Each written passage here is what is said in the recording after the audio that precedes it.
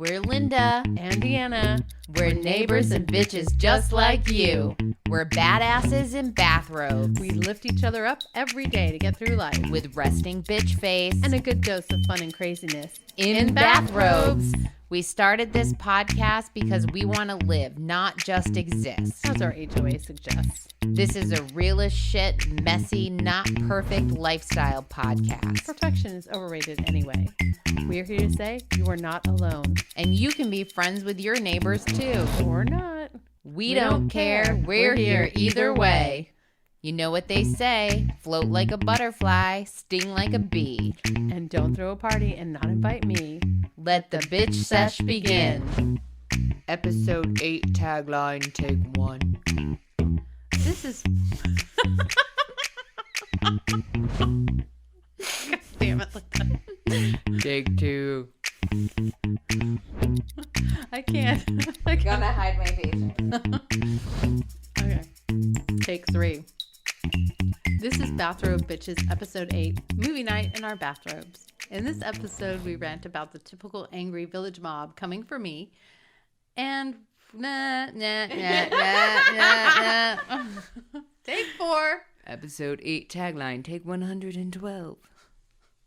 This is Bathrobe Bitches, episode 8, movie night in our bathrobes. In this episode, we rant about the typical angry village mob coming for Deanna, what we have been watching lately, and our lifestyle accomplishments. Go us. Ooh, I like it. I like it when you said coming for me. So you need me to redo it again? Yeah, give it a go. Okay. Episode 8 tagline, take whatever Linda says. This is Bathrobe Bitches, episode 8, movie night in our bathrobes. In this episode, we rant about the typical angry mob coming for me, what we have been watching lately, and our lifestyle accomplishments. Go us. Well done. Thank you. Welcome back, bitches. I forgot about that. I didn't. Okay. So what'd you cook this week? What I cooked this week have the same answer as last episode. So I've been fasting for the most part, and I ordered Chipotle again.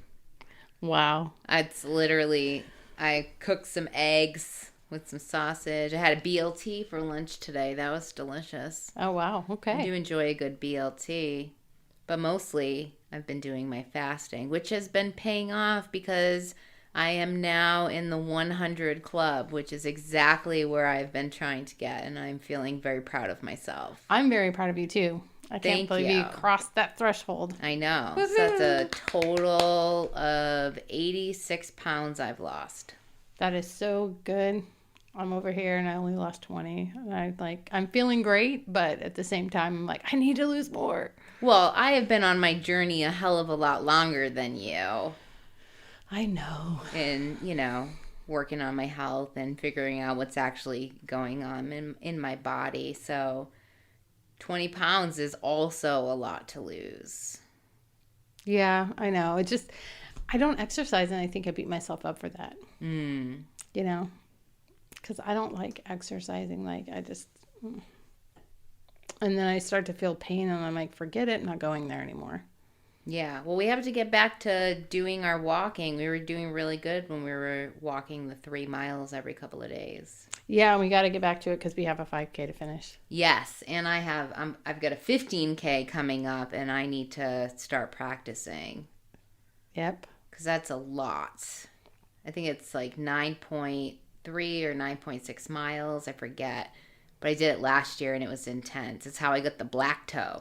Right, yeah, you're telling me about that. Which was really insane. I didn't know. And then I Googled it after, and it's like a real thing. Like a lot of runners and stuff like that have issues like that. But it was so weird. I remember after I did it, I couldn't figure out why my toe hurt so fucking much. And then like the next day or 2 days later, like almost like one whole side was like black. And it just finished growing out like a few weeks ago. I clipped the last of it off, and now I'm about to do, this 15K again, which is what made my toe black the last time. Good shoes and great nail care. Yeah, you know what I think it was is I was I have good shoes, but I was wearing 2 pairs of socks. Mm-hmm. And I think it was too much socks because I had to take off one pair like in the middle of the walk because it was uncomfortable. And I'm thinking that I had on too many socks. That's probably the case. See, when I was doing the breast cancer 3-day, I just carried socks with me and changed them out every once in a while rather than wearing more padding or whatever when I was walking. I just carried extra ones. Yeah, Jane, my trainer, says that I should get the toe socks and then put the Vaseline in it, like on my feet, and put the toe socks on. But the thought of wearing toe socks makes me want to die. But I also don't want black toe, so I guess I gotta pick my uncomfortableness.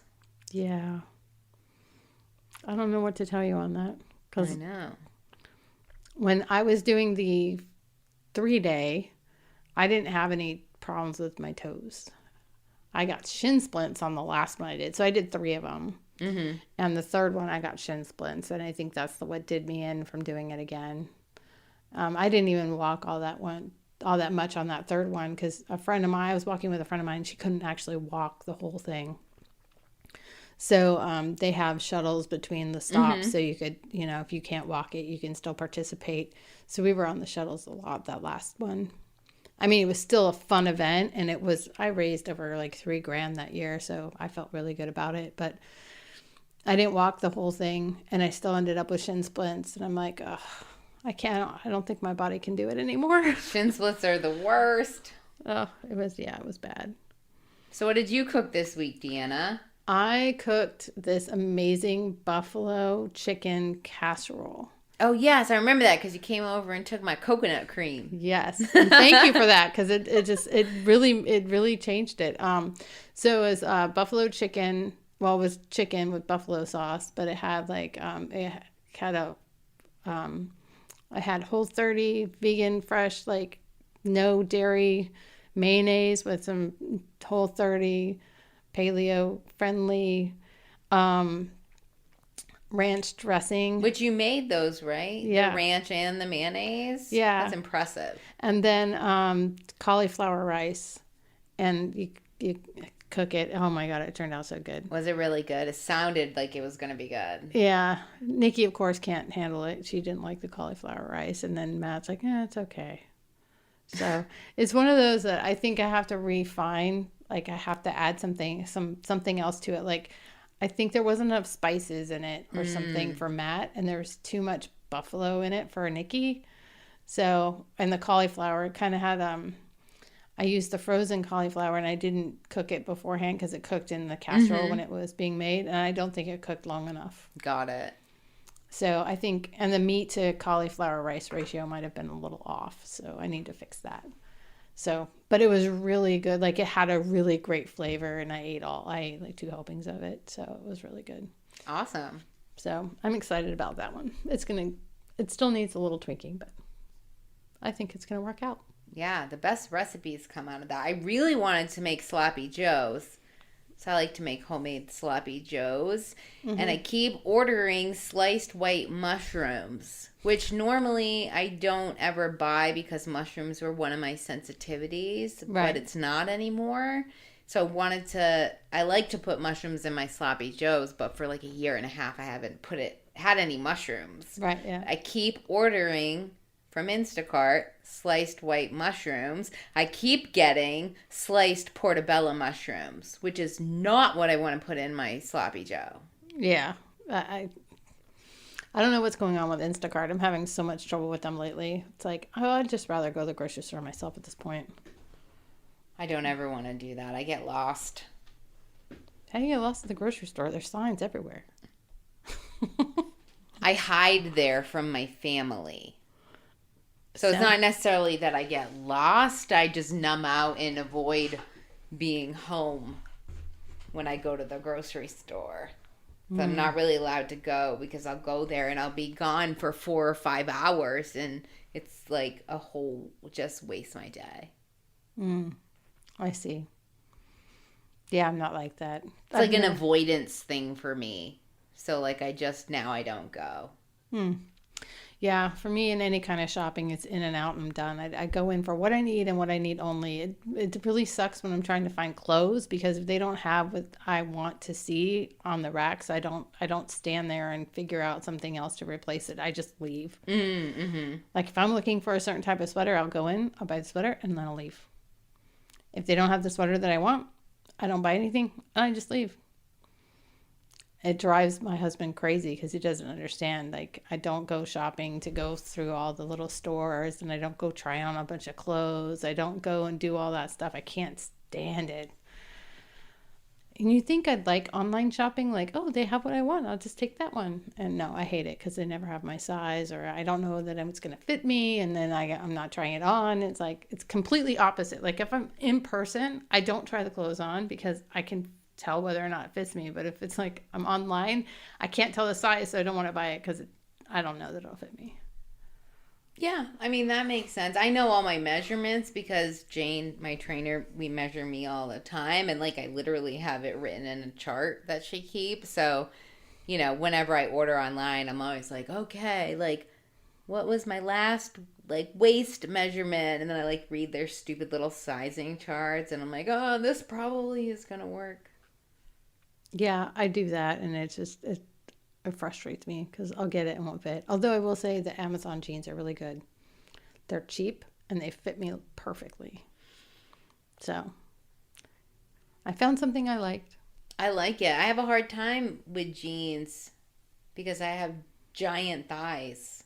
Yeah. So it's like really hard to, and I'm really claustrophobic, so I can't wear things that are too tight. So like some pants, if they are like, I feel like they're squeezing my ankle.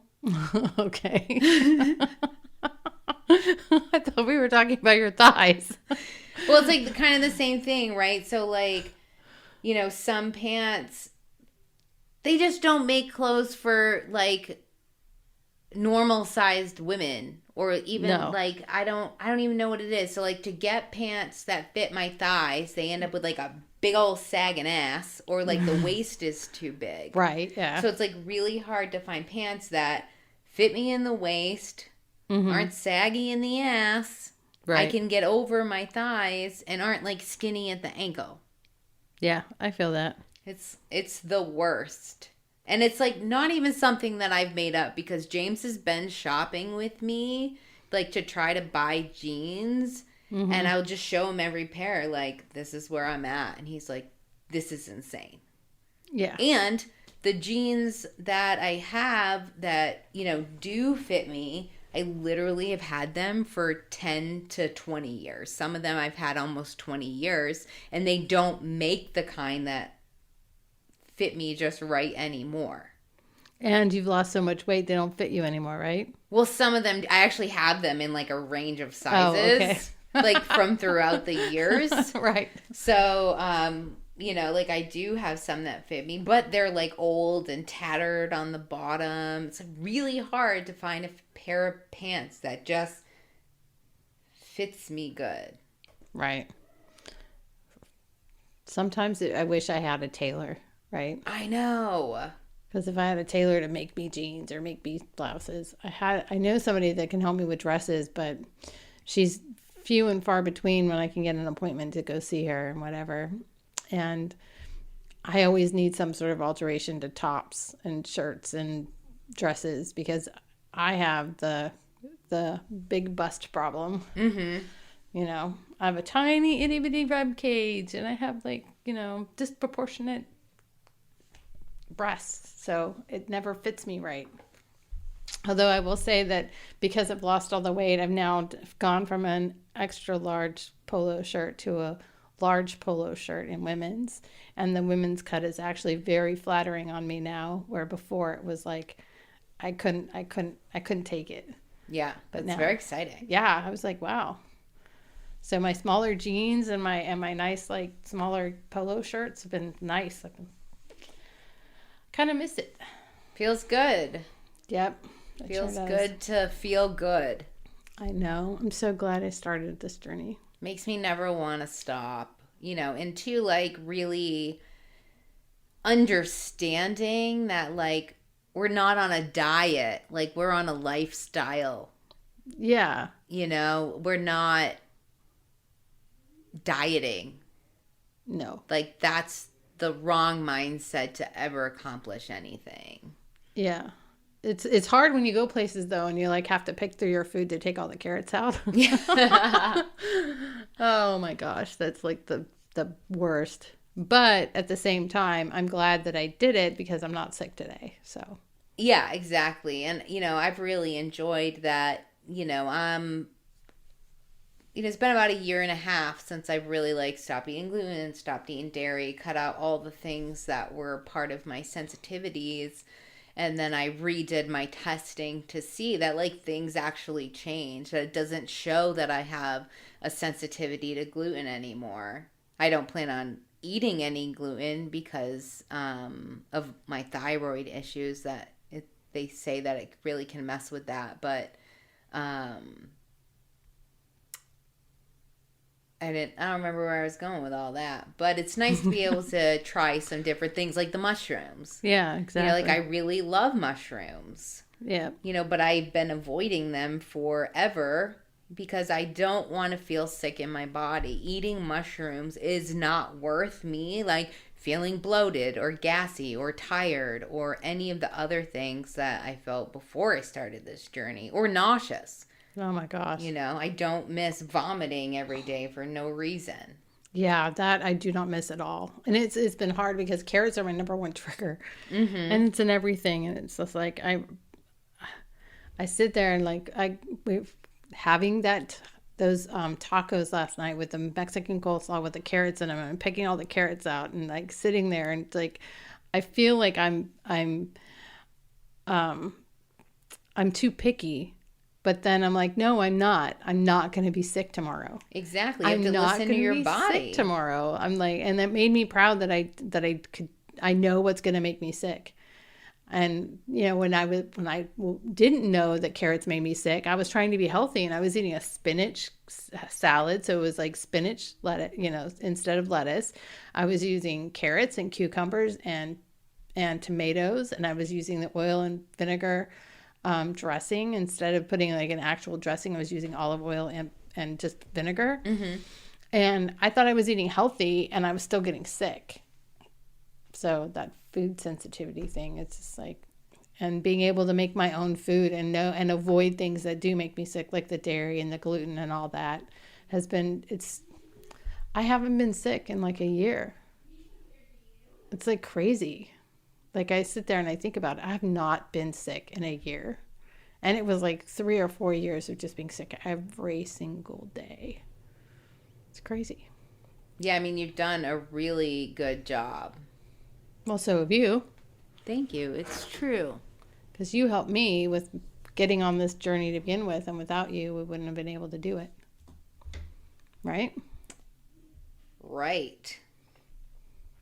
So are you excited about movie night tonight? I'm so excited about movie night because I've been dying to see this movie, and we've just been waiting and waiting for you guys to be ready to watch it. Well, Nikki and her grades and all that, so got to be a parent sometimes and miss out on some stuff. Fucking kids ruin everything. But they also make it so much better, too, because when you do get to see the movie together and they're giggling through the whole thing. It's really fun, yeah. What was the last one we watched? What was the score? Was it Flora and Ulysses? Flora and Ulysses, yes. Oh, go me. I remember the name of the movie. Oh, my gosh. All by myself. Yay!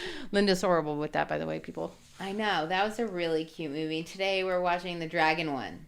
Yes. Raya and the Last Dragon. Raya and the Last Dragon. Yes. I'm really excited about it. James even was really excited about watching it too. So we had to do movie night when he was going to be here so he could watch it too. Right. Like I said, you had to wait for all the children to get together. Yeah. So yeah. I'm really excited about it. Popcorn and fun. Chicken wings again. Chicken wings again. We love it.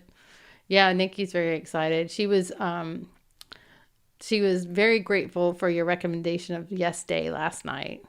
And listening to her giggle through that whole movie was just awesome. Yesterday was so fun. Lucas and I had a really great time watching that.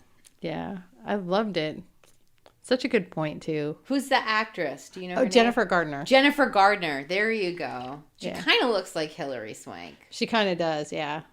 But They have like the same sort of like... Yes, facial Yeah. structure.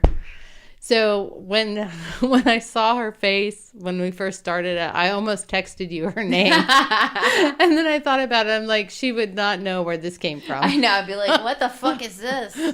Why do I care about who Jennifer Gardner is, right? Yep. So, but yeah, no, it was a really good movie. That was a good point. And I forgot to tell you, at the end, near the concert part of it, Nikki turns to me and she says, Mom, don't worry.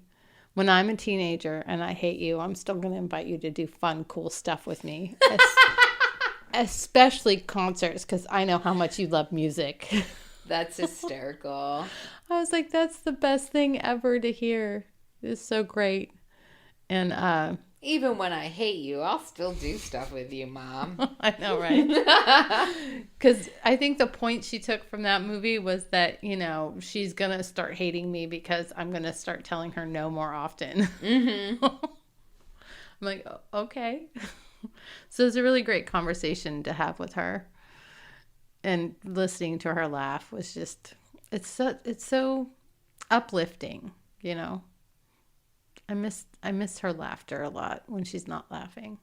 Yeah, I agree. And, you know, I always find it nice to find something to do with the kids, just anything, like for a bonding time, even if it's just watching a movie. Because Lucas likes to play board games a lot, and I'm not always into that. Like, I have to be in the mood to play a board game, or, you know, it depends on my day. Like, if I had a long day at work, I don't want to take the brain power to, you know, try to figure out how to beat him at games, because I have to be the winner. But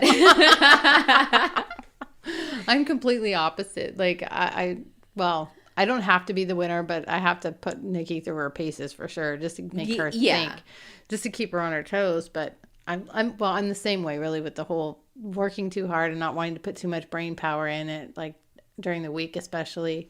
Like, I just want to be able to, like, relax and not think.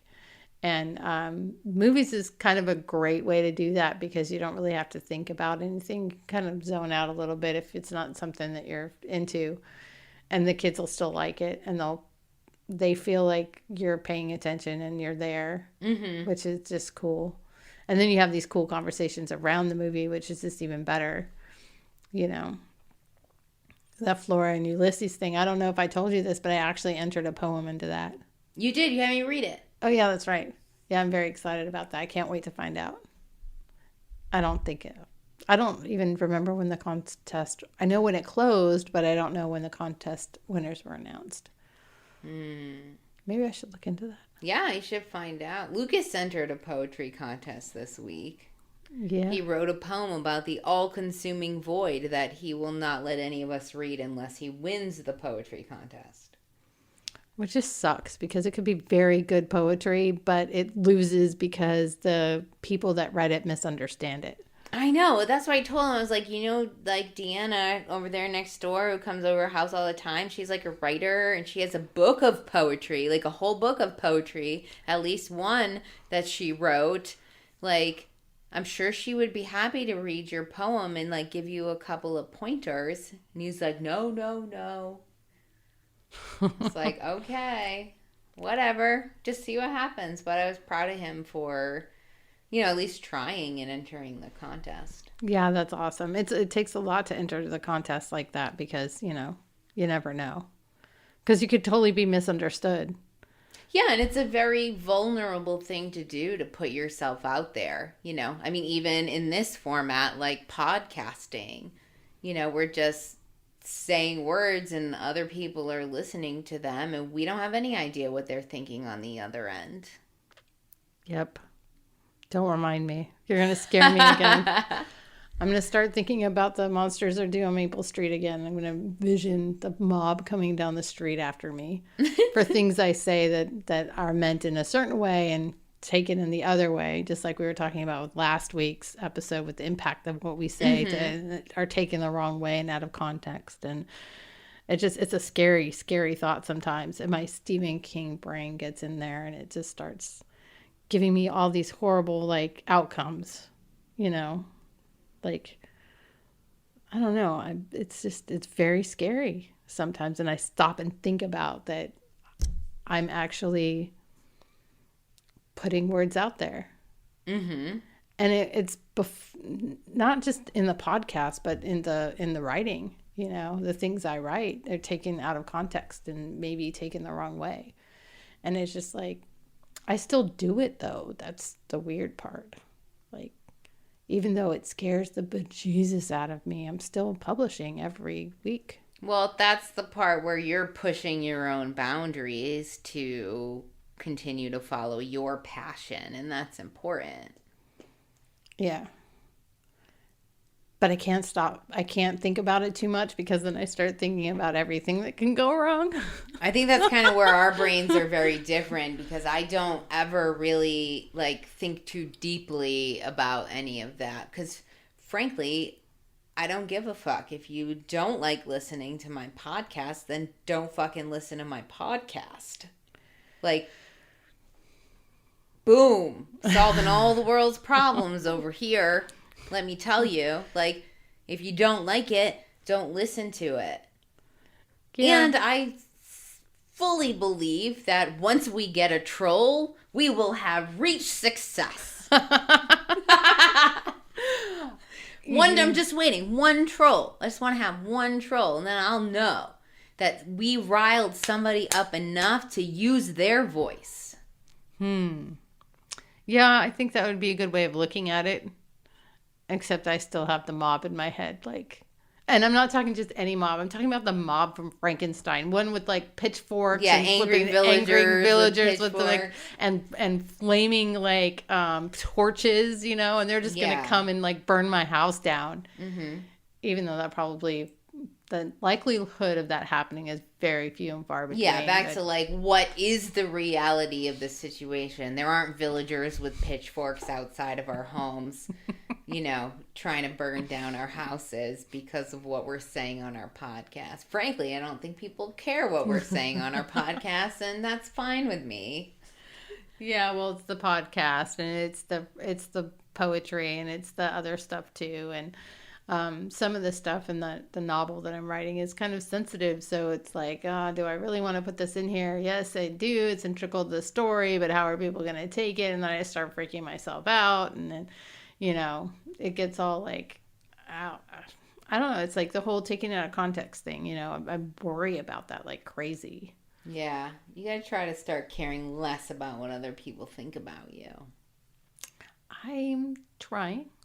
And I must say that I've been pretty good. I've missed a couple of blog postings in the past like 4 or 5 months that I've been on there, journaling on my personal blog space, that even though it scares me and I'm writing like nothing anybody really cares about, like nobody's really reading it. I mean, I know this, but at the same time, I'm still doing it, which is like accomplishment in my mind. And if I keep that accomplishment in the forefront, then I'm going to get over this whole fear of like what I'm saying, it doesn't really matter. Mm-hmm. You know? And I wouldn't say that what you're saying doesn't really matter. But no, I think it's looking at it as like it's going to matter to who it's supposed to matter to. That's more what I meant. Yeah. You know what I mean? Like who needs to read it is going to read it and it's going to change something. I'm not out to change the world. Right now, I'm just out to change me. I want to be more, I want to write more. I want to do more. I want to be able to be who I want to be. And a writer is like what I am.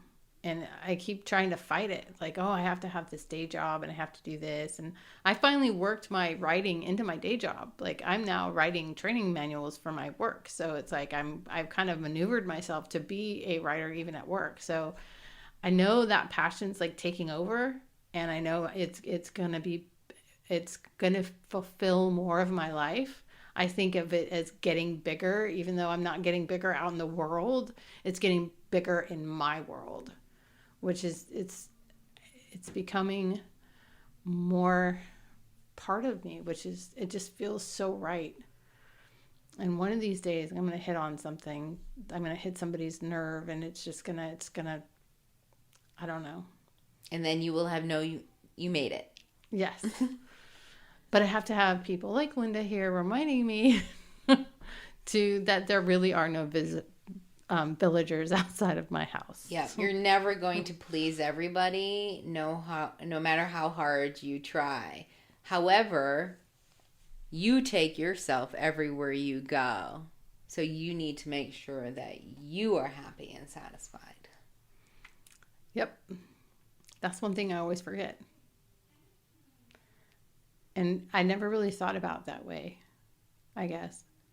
I mean, my dad was always saying, don't care what other people think, do what you want. And for a long time, I didn't.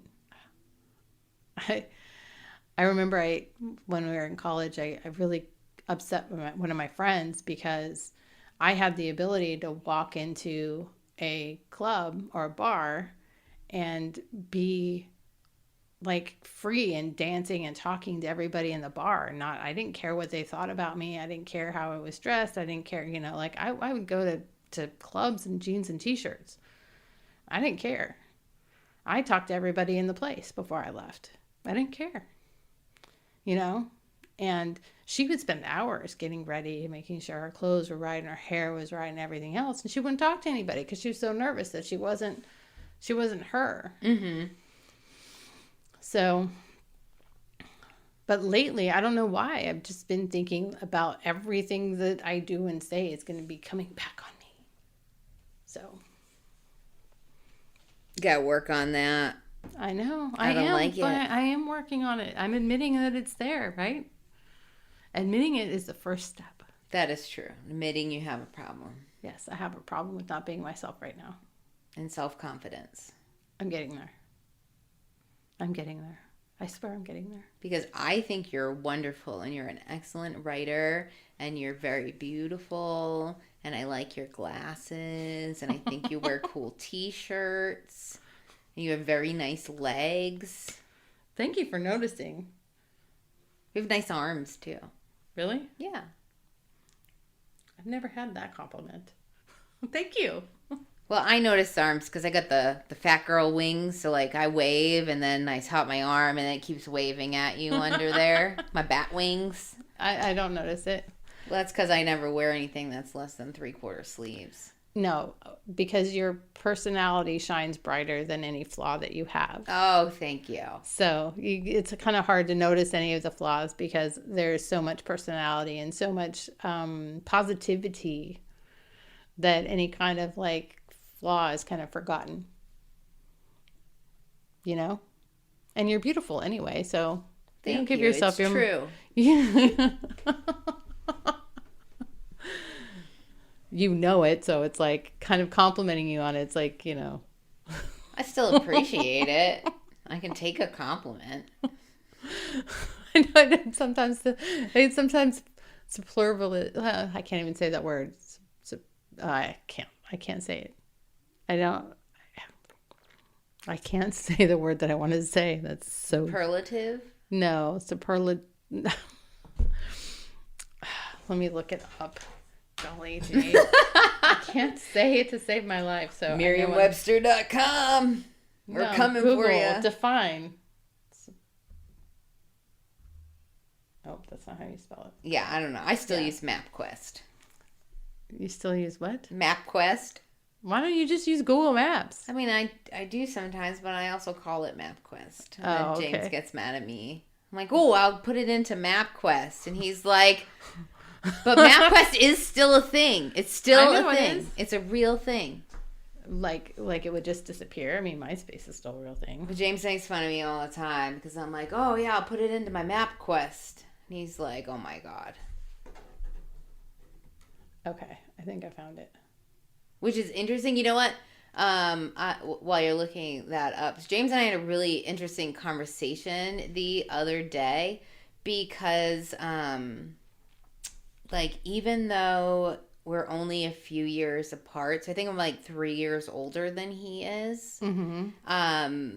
Like, I feel like where we were born, like, made a big difference in who we are because, like, technically, I think I'm in the millennial category, but I absolutely do not feel like I qualify as a millennial. You do not have one quality that would qualify you as a millennial as they discuss it on the internet. Yes. Or in the media. Like any of the things, any of the millennial traits, you do not have a single one of them.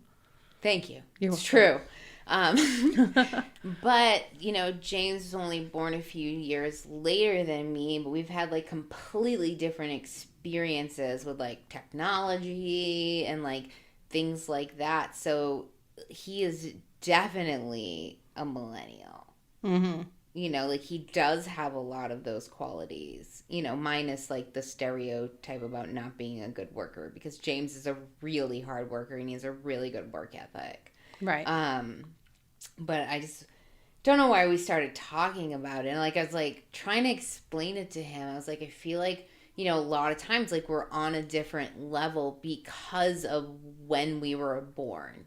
Even though it's only a few years, like it doesn't make a big difference as far as like, us dating or whatever, but how we view things is so different because of that 3-year difference and like the time frame in which we were born.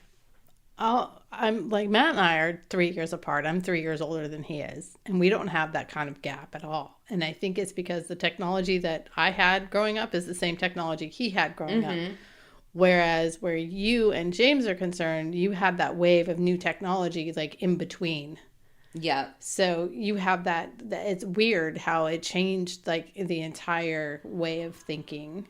Yeah, and I also, moved out of my house when I was 16. I quit high school. I lived on my own. Like, I couldn't afford the technologies as they were coming out, and it wasn't anything I needed in my life. Right. Like, because I grew up making mud pies and doing cartwheels on the front lawn and, right. whatever, whatnot. So, like, I always just find that really interesting. That, like, we're so very different because of that 3-year gap, but because of when we were born and when, like, the internet really took off and technology really started taking off. I started thinking about that the other day. We were talking about how, we wish that Nikki could be outside more often and stuff, but, the dog up the street, so we don't really let her be in the front or, anything by herself. Well, she's also always welcome to play in our fenced-in backyard. Anytime she wants. She just go right in there. Okay. So the other thing is, but I was like telling Matt, I was just like, it's not just the dog up the street. And he goes, why not? I go, it's the white vans. We used to play outside until the streetlights came on. Nobody ever worried about us, no matter what. But then, the white vans started showing up. And he's like, white vans? What are you talking about? I'm like, the kidnappers, Matt. Remember the kidnappers? Remember? And he was like, well, it wasn't that big of a thing. I was like, yeah, it wasn't a big thing when we were growing up. It was a really big thing when Berkeley was growing up. Mm-hmm. And it was a little bit bad when Nikki was a baby.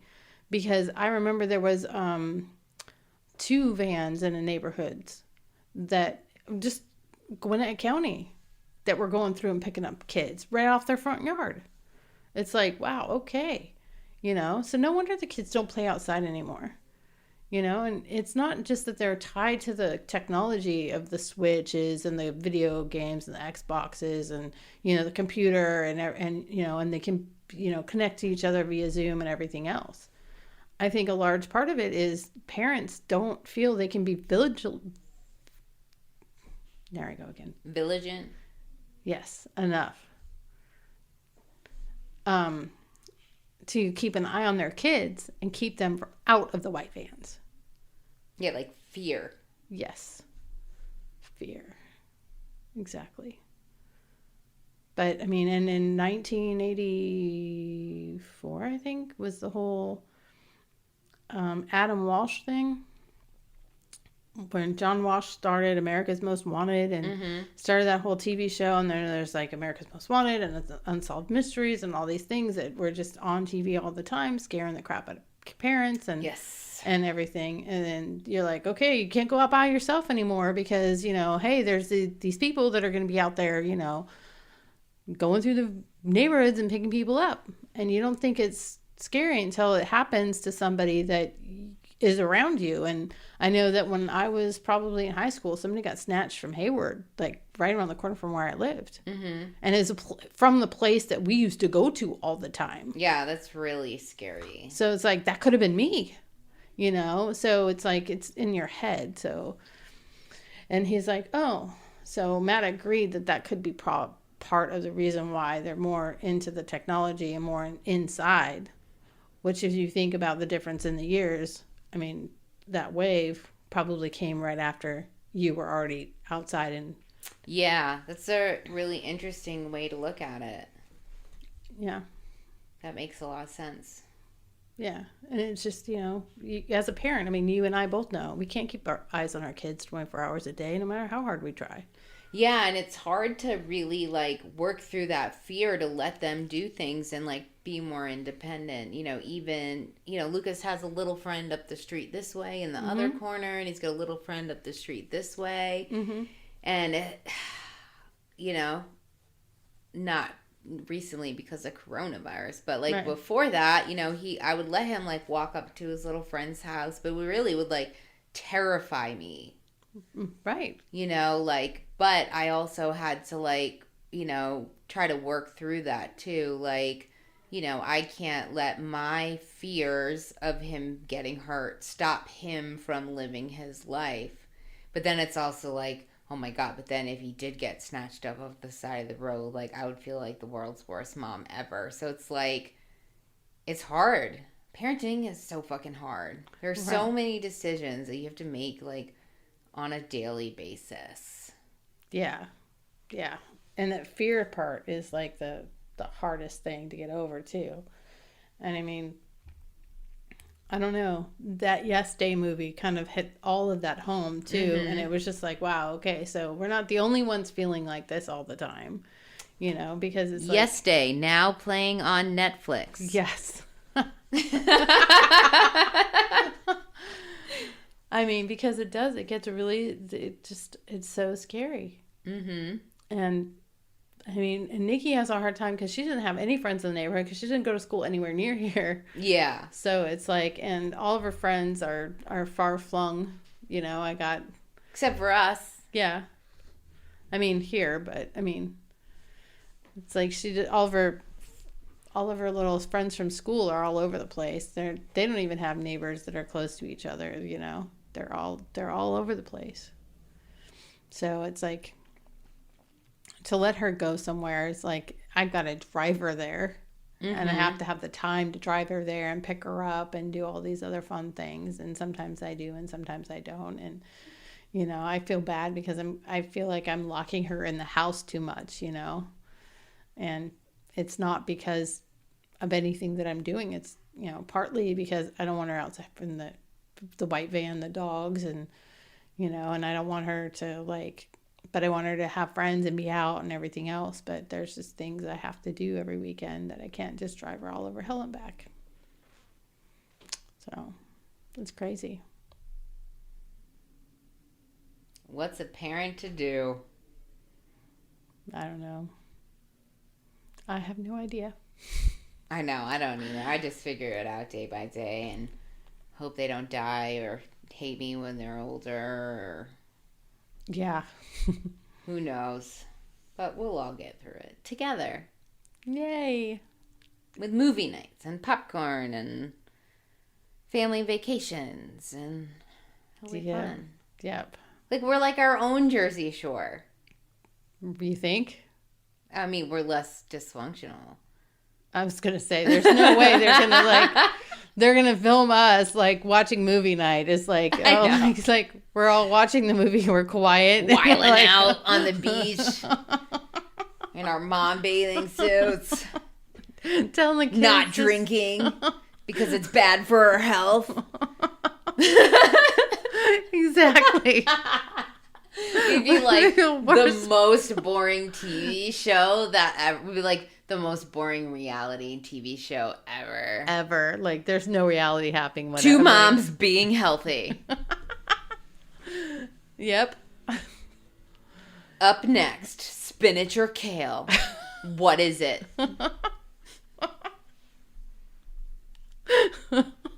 It's not spinach because Deanna can't eat that. That's your hint. Yeah, exactly. It's like, what? Who's gonna watch that girl? I know. All right. In my mind, I'm way more exciting than I probably am. Yeah. I'm sorry. I'm just gonna have to second that. That's fine. That's fine. All right. Have you seen any other good movies recently? Not really. I've been reading more. I don't read. Yeah. I'm like, I have 3 books going right now, so it's a little crazy. I was asked a really great question. For $1 million, you have to spend a year in the last fictional world you read in. So whatever book you're reading, that world becomes your world for the next 365 days. And at the end of that 365 days, you get $1 million.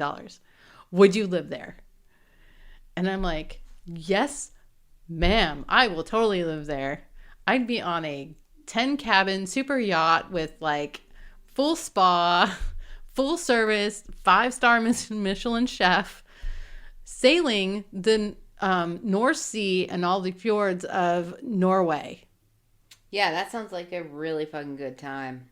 And it has a library on board. So fun.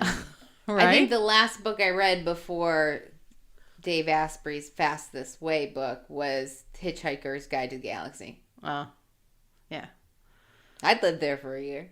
Right. Okay, so what movies have you seen lately? So, let's see. Recently, I watched a Netflix movie called I Care a Lot. Okay. You should watch it. You might enjoy it. It's about this woman who's like a court-appointed caregiver for people. Okay. But then she robs them. Oh. And she ends up, she targets this one lady and gets appointed her caretaker. But this one lady is like the mother of this, the guy is actually,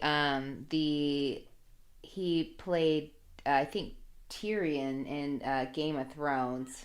And I don't know what the PC word for this, but he is a little person. Is little person the PC term? I don't know. I don't know. I understand what you're talking about. And so he is the son of the lady, and he's like, I don't know if he's like a Russian mobster or something. So she just fuck with the wrong family, and like all this crazy shit happens. Oh, that sounds like fun. Definitely not for kids, but was a really good movie. And I also recently watched so that one is on Netflix. Okay. So that's free to watch. Okay. I also watched on Prime, I rented it, was called The Stand-In. It has Drew Barrymore in it. Okay. And she plays 2 characters in the movie. So in the movie, she is like a famous actress.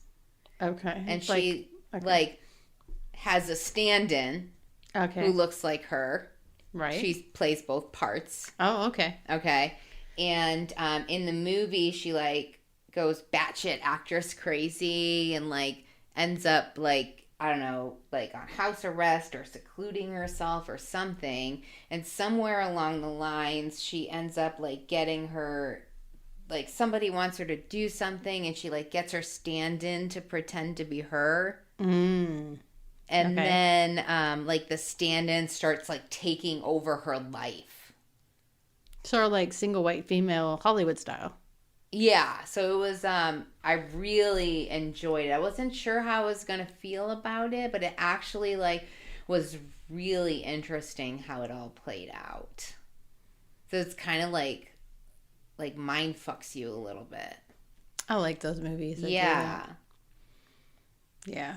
Okay. Well, I'll definitely check those out because, So when I she's get back to. like the real actress is like trying to get the people close to her to like believe that the stand-in is taking over her life, but the stand-in is much more likable than the original. Right. So people are like, she like goes on this apology tour for what she did, the stand-in, and Oh. people start liking her, and then even the woman, her like manager, Mm-hmm. like the stand-in goes to him and Uh-huh. he knows, and then the other one comes, the real one, and he's like, she's just much more agreeable than you, she's gonna make me money and you're fucking not. Ugh. That sucks. Yeah, so I really enjoyed that a lot, not to like give away all the good parts, but Yeah. I'd like to see it still, though, even though you gave it all away.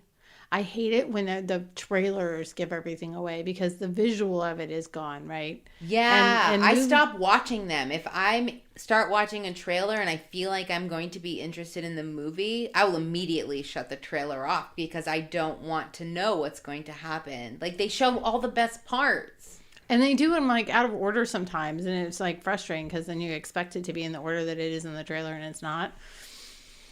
But yeah, I mean, I can't. I'm one of those people that I would be better off just showing up at the movies and sitting in a theater and just waiting for the show to come on. Like that's how I like to experience things. Like when I used to go to rock clubs and stuff, I never paid attention to the marquee. I would just show up to a show and say, "Okay, what's here tonight?" Like I wouldn't even wait. I wouldn't even ask the bartenders or the waitresses or anything. I would just wait for the band to tell me who they were Just be surprised. and be surprised by what I saw because I think that is more.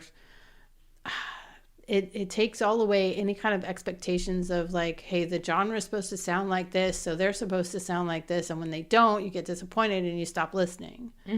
Or if I don't know what genre there are, I don't know what they're supposed to be sounding like. I don't have any preconceived ideas. I can actually tell whether or not they're good musicians and whether or not their songs are good. So that's the way I've always approached it. And movies are the same way. You can tell that it's a good movie without knowing anything about it if you enjoy it while you're watching it. And the storyteller of the director and the script writer, they have a story they're telling, and they're telling it in a certain way, and they're doing it for you. And sometimes the machine of the promotion and the studios and everything else, they change the story superlative because they put in the ad work to make you want to go see it. And then it kind of takes away from sometimes it takes away from the theme of the movie, and it drives me crazy. I'd rather just watch it as the movie was intended to be watched. Yeah, and I don't like seeing like all the climactic parts or, even, sometimes like, because then you know what to expect. Like you get to a certain part and you're like, oh, I saw this in the trailer. So I always turn it off. If I'm like, ooh, I think this is like, if I'm interested enough, like in the very beginning, I'll just turn it off so I don't have to watch the whole thing. And I'm the same way about flipping restaurants too. I don't like knowing the menu before I get to the restaurant. Like I don't want to know what I'm going to order before I get there. I'm like 50-50 because like I won't necessarily pick what I'm going to order, but I will at least look to see if they have options that I can eat. Yes, I mean I have been more diligent about the can eat part, and I will review the menu. But normally, if I was going to go to a restaurant, I would want to walk in and get the vibe of the place, and then sit down and talk to the waiter about what's the best meal here, rather than actually reading a menu and picking out what I have from what is said in the menu, because what is said in the menu isn't necessarily what comes on the plate. And sometimes the things that are on the menu that sound like really bad are the chef makes them in such a way that it's not the way that it sounds in the menu, and it's actually better and a better seller. So I just like to do it that way. I like surprises. Yeah. I like a good surprise. I'll keep that in mind next January. It's not a fun surprise. No, what? Oh. I think I know what you're going to talk about now. I'm not sure that you do. It is not a fun surprise because you told me this story. Oh. It is not a fun surprise when you think you are listening to the internet and then you have to shave your head. Oh. I'm like, what? Oh, yeah. I forgot I told you about that story. I know, about the Gorilla Glue lady. Yeah. That's crazy. How do you do that? I mean, I know, like, wanting to get your hair, like, done and looking good and staying put, but with Gorilla Glue? Yeah, don't you read the bottle? Because I'm pretty sure the internet meant like White Elmer's glue or washable glue. But like, didn't she read the bottle of the Gorilla Glue before she put it in her hair? I couldn't tell you. I mean, I I mean, saw like the that story. stuff says like, don't get it in contact with your skin or like, Or your hair. Oh my Oh my gosh. It's like, God. ugh, it's crazy. Yeah. No, I have no idea. I honestly, it was kind of like a flyby like thing. I'm trying really hard not to pay attention to a lot of the stuff on that on the news or on Facebook. Because again, the villagers are about, right? So it's like Well, the if you more I don't pay read, attention, how am I going to get my news? I don't know. I mean, like I used to get my news from Matt, and he's kind of like off the news kick now too because it's just gotten so crazy. It's just been again, the villagers are circling and they're gonna overtake our whole life, you know. And so even the fun stuff, like hearing about a lady that gorilla glued her hair, kind of gets lost in the shuffle because you don't want to read about like mass shootings and stuff, you know, which just makes everybody sad and angry and hateful. That's why we don't even have the news. Yeah. Like, we don't have cable. Can't even watch the news if I wanted. Yeah, you probably could. I have no interest in that. Wow. I know we watch the news for the weather in the morning and sometimes the traffic if I'm going in the office. But for the most part, nope.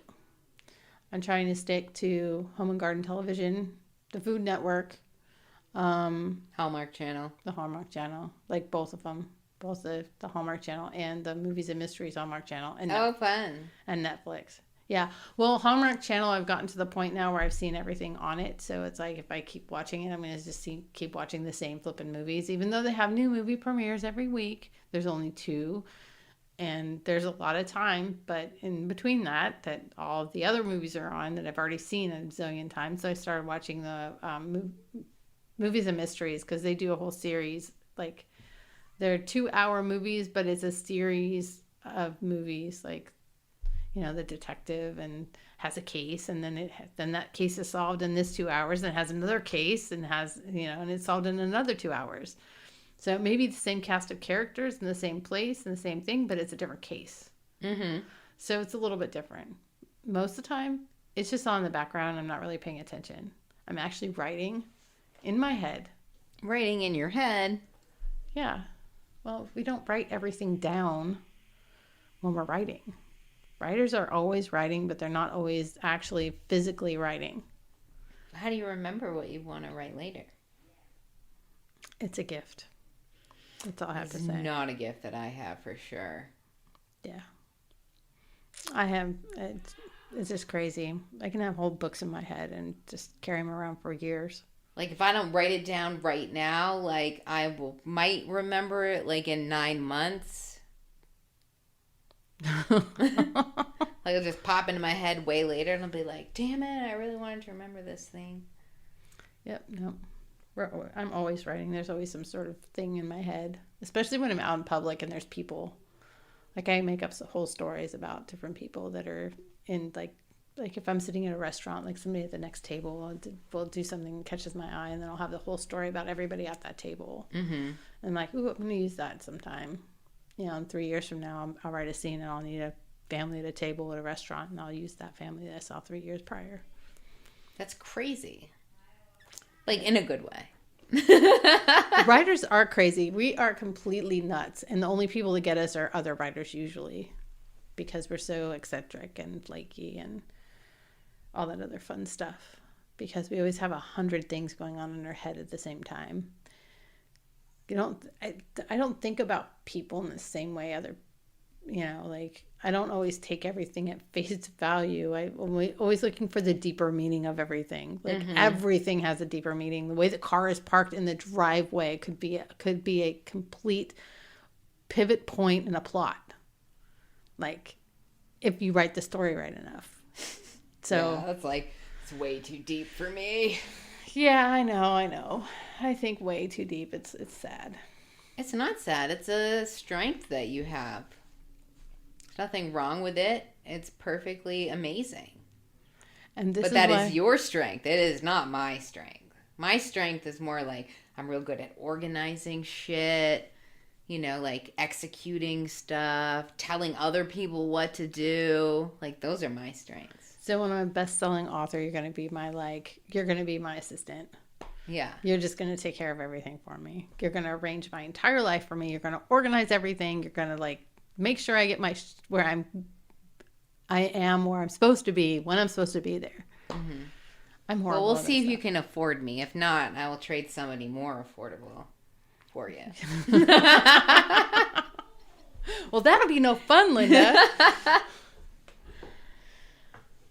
Yeah. So I think that's part of the reason. We can go on book tours because I can just take my computer with me and just do my work wherever. Yep. One of these days, I'm gonna get there. Book tour and everything. Mm-hmm. Maybe we can do a combined book podcast tour. Ooh, that would be fun. We can podcast from every flipping. We can podcast from every book signing. Oh, that would be fun too. Like do the podcast and then do the book signing, or do the book signing and then the podcast. I mean, you just kind of, that'd be fun.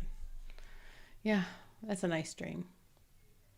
But there's hardly any bookstores anymore to go on a book tour. So, we'll just see what happens. We've got the COVID vaccine rolling out, and I don't know how all that's going to play out. We'll just wait and see. Yep. I mean, things are already starting to look so much better now. Yeah, I know they've started scheduling some, events for later in the year and things like that. We'll see. We'll see what happens. I mean, things will never be the same, but hopefully, they can be a better version of different. Yeah, a better version of different for sure. I'm looking forward to the better version of different. I want to go to a baseball game so bad. I want to go to a concert even more. Yes. I want to go to a concert so bad. And not to knock James's popcorn, but I really want to go to the movie theater again and have movie theater popcorn. See, I'm not attached to this. I actually do not like popcorn at all. I love popcorn. It's like one of my second favorite snacks. Right after chips, it's popcorn. Yeah. See, I don't really love popcorn. Like I'll eat it, and I like James's popcorn because he puts the garlic powder. And it's so good. I don't know what he does to it, but his popcorn tastes really good. Yes. But I just don't love popcorn. It's not my go-to snack. Well, it is mine. My second one. Chips are my number one. Yes, chips are delicious. Especially the ones that are made with the olive oil and the avocado oil and the coconut oil. I know, but fortunately for me, you have given up chips for Lent, so I don't have to share mine. Yeah, don't rub it in. Oh my God, don't rub it in.